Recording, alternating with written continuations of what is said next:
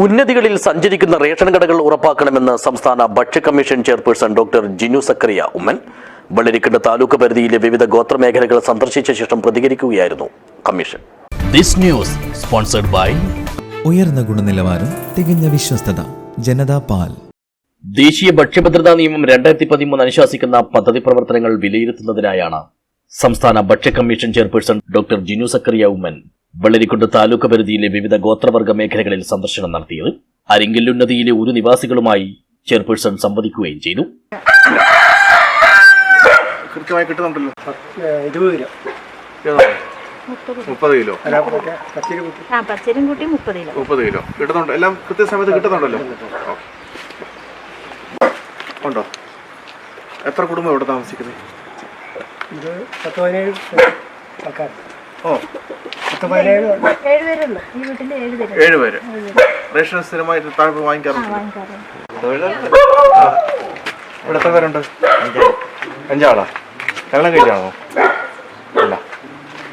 റേഷനൊക്കെ വാങ്ങിക്കാൻ പോവാം.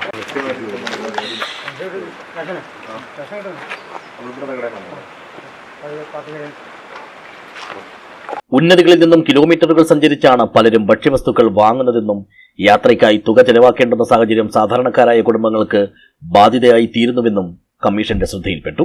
ഇത്തരമിടങ്ങളിൽ സഞ്ചരിക്കുന്ന റേഷൻ കടകൾ ആരംഭിക്കേണ്ടതിന്റെ ആവശ്യകത സർക്കാരിന്റെ ശ്രദ്ധയിൽപ്പെടുത്തുമെന്നും കമ്മീഷൻ ചെയർപേഴ്സൺ പറഞ്ഞു.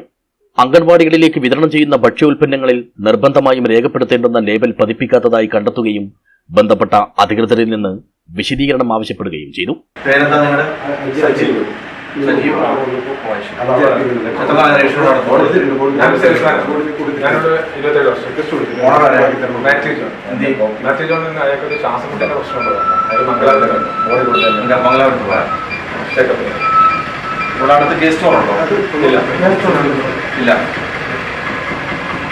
പാത്തിക്കര റേഷൻ കട, അടോട്ടുകയ ഗവൺമെന്റ് വെൽഫെയർ LP സ്കൂൾ എന്നിവിടങ്ങൾ സന്ദർശിച്ചും കമ്മീഷൻ സ്ഥിതിഗതികൾ വിലയിരുത്തി.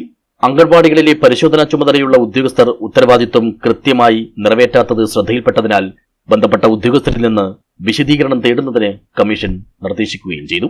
Bheemanadi tribal extension officer A. Babu, Vellarikundu taluk supply officer S. Ajith Kumar, ICDS ജില്ലാ പ്രോഗ്രാം ഓഫീസർ ജിജി ജോൺ, ചിറ്റാരിക്കലുപ ജില്ലാ വിദ്യാഭ്യാസ officer Jacintha John, Pazhathadi tribal extension officer Saleem എന്നിവരും സംഘത്തിലുണ്ടായിരുന്നു.